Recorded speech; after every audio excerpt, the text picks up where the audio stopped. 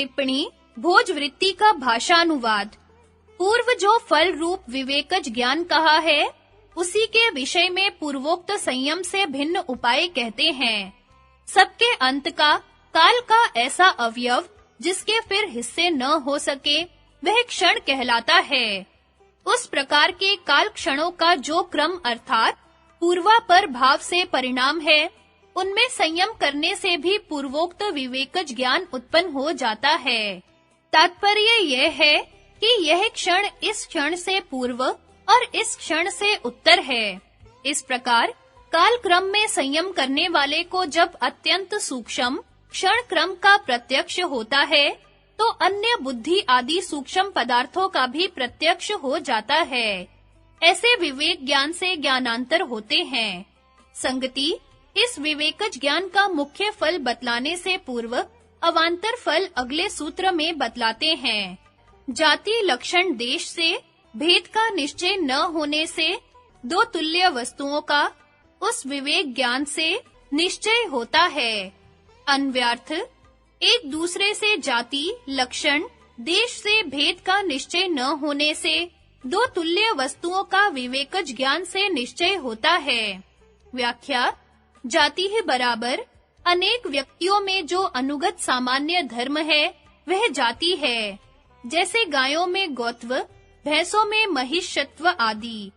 लक्षण जाति से समान वस्तुओं को पृथक करने वाले असाधारण धर्म का नाम लक्षण है। जैसे लाल गाय, काली गाय इत्यादि। देश नाम पूर्वत्व तथा परत्व का है।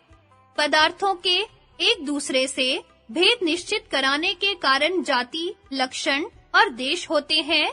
जैसे एक देश में समान लक्षण अर्थात काले रंग की एक गौ और एक भैंस हो, तो उन दोनों में जाति से भेद होता है। जाति और देश समान होने पर जैसे एक चितकबरी गाय और एक लाल गाय हो, उनका भेद लक्षण से होता है। और जाति और लक्षण समान होने पर जैसे दो आमले समान जाति और लक्षण के हो, तो उनका पूर्व व उत्तर देश से भेद जाना जाता है। जिसने इन दोनों आमलों को पहले देखा है, उसकी दृष्टि बचाकर यदि कोई पूर्व देश के आमले को उत्तर देश में और उत्तर देश के आमले को पूर्व देश में रख दे, तो तुल्य देश होने पर इन दोनों में संशय रहित यथार्थ ज्ञान द्वारा यह विभाग निश्चय नहीं हो सकता कि यह पूर्व वाला है, यह उत्तर वाला है।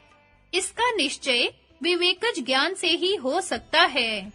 यह ज्ञान योगी को विवेकज ज्ञान से किस प्रकार होता है, इसका उत्तर भाष्यकार ने इस प्रकार दिया है कि उत्तर आमले के क्षण सहित देश से पूर्व आमले का क्षण सहित देश भिन्न है।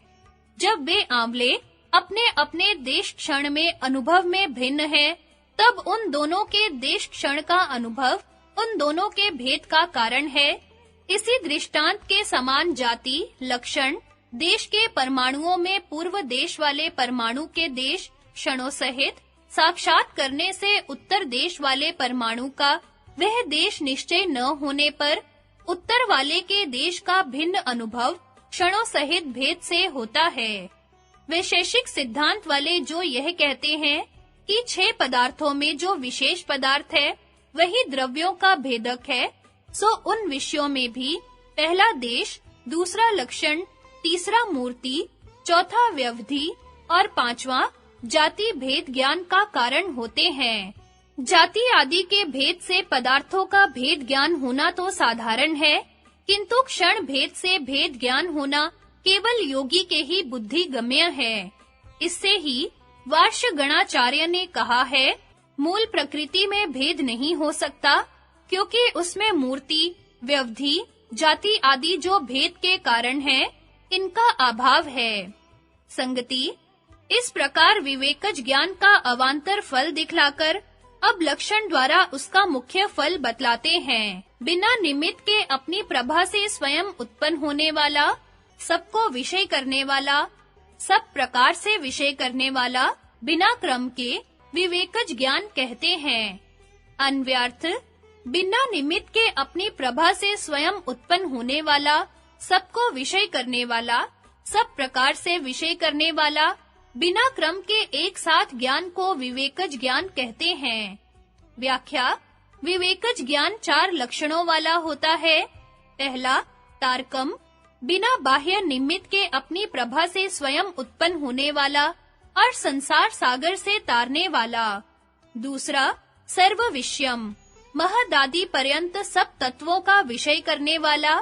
तीसरा, सर्वथा विषयम, सब तत्वों को सब अवस्था में स्थूल, सूक्ष्म आदि भेद से उनके तीनों परिणामों सहित सब प्रकार से विषय करने वाला। चौथा, अक्रमम, क्रम की अपेक्षा रहित होकर सबको एक क्षण में सब प्रकार से विषय करने वाला। ये संपूर्ण विवेक ज्ञान है। ऋतंभरा प्रज्ञा वाली मधुमती भूमि इसका एक अंश है। उससे ज्ञान की वृद्धि करता हुआ योगी इस अवस्था तक पहुंचता है। यह ज्ञान की अंतिम गति है, क्योंकि इसमें कोई वस्तु इसका अविषय नहीं रहती। संगति: योगी को उपयुक्त प्रकार से विवेकज ज्ञान उत्पन्न हो अथवा न हो, चित्त और पुरुष दोनों की समान शुद्धि ही कैवल्य का कारण है। चित्त और पुरुष की शुद्धि साम्य बराबर शुद्धि समान होने पर कैवल्यम बराबर कैवल्यम होता है। इति बराबर यहाँ तीसरा पाद समाप्त होता है। अन्व्यार्थ: चित्त और पुरुष की समान शुद्धि होने पर कैवल्य होता है। व्याख्या: सत्व चित्त का पुरुष के समान शुद्ध होना यह है कि उसमें रजस तमस का मैल यहाँ तक दूर हो जाए कि वह पुरुष और चित्त का भेद दिखाकर, गुणों के परिणामों का यथार्थ ज्ञान कराकर पुरुष को अपना स्वरूप साक्षात कराने के योग्य हो जाए। पुरुष की शुद्धि यह है कि चित्त में आत्म अध्यास के कारण उसके भोग को जो उपचार से अपना समझ रहा था, उसका चित्त और पुरुष के भेद के यथार्थ ज्ञान से सर्वथा अभाव हो जाए। यही कैवल्य है। इस पाद में बताई हुई कुछ विभूतियां कैवल्य प्राप्ति में सहायक हो सकती हैं, पर यह आवश्यक नहीं कि इन भिन्न-भिन्न संयमों द्वारा भिन्न-भिन्न विभूतियों और भूमियों को प्राप्त करने के पश्चात कैवल्य हो।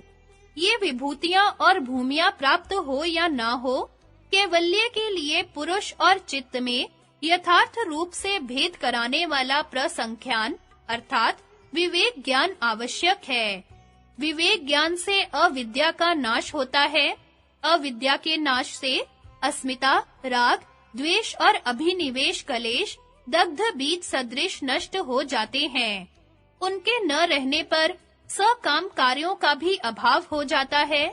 सकाम कार्यों के अभाव से उनकी वासना से फल की भावना का वृक्ष भी पैदा नहीं होता। वृक्ष के अभाव में उसके फल, जन्म, आयु और भोग भी नहीं लगते, फिर उनका स्वाद, दुख सुख भी नहीं चखा जा सकता। इस प्रकार गुणों का प्रयोजन पुरुष को भोग अपवर्ग दिलाने का समाप्त हो जाता है और वे चरितार्थ होकर अपने कारण में लीन हो जाते हैं। यही कैवल्य है। कैवल्य अपवर्ग, निर्वाण, मुक्ति, मोक्ष, स्वरूपावस्थिति, गुणाधिकार समाप्ति, परम धाम और परम पद एकार्थक शब्द हैं। उपसंहार: इस प्रकार समाधि के अंतरंग तीनों अंगों को कहकर उन तीनों की संयम संज्ञा करके संयम के विषय दिखलाने को 3 प्रकार के परिणाम बताकर संयम के बल से उत्पन्न पूर्वांत, परांत और मध्य की सिद्धियों को दिखाकर समाधि में अभ्यास करने के लिए भुवन ज्ञान आदि रूप बाहर की और काय व्यूह ज्ञान आदि रूप भीतर की सिद्धियों को कहकर समाधि के उपकारार्थ इंद्रिय जय, प्राण जय आदि पूर्वक सिद्धियों को दिखाकर मुक्ति सिद्धि के लिए क्रम से अवस्था सहित भूतों के जय और इंद्रियों के जय से उत्पन्न होने वाली सिद्धियों की व्याख्या करके विवेकज ज्ञान के लिए उन उपायों को बतलाकर सब समाधियों के अंत में होने वाले तारक के स्वरूप को कहकर उसमें समाधि से कर्तव्य को समाप्त करके चित्त के अपने कारण में लीन हो जाने से मुक्ति उत्पन्न होती है, यह कहा गया है। भुवन ज्ञानम सूर्य संयमात की टिप्पणी में व्यास भाष्य का भाषार्थ उसमें अलंकार रूप से वर्णन की हुई और संदेहजनक बातों का स्पष्टीकरण तथा विशेष वक्तव्य में मृत्यु के समय सूक्ष्म शरीर की 4 अवस्थाओं, पितृयान व देवयान इत्यादि का विस्तार पूर्वक वर्णन किया गया है। इस प्रकार पातंजल योग प्रतीत में विभूति नाम वाले तीसरे पाद की व्याख्या समाप्त हुई।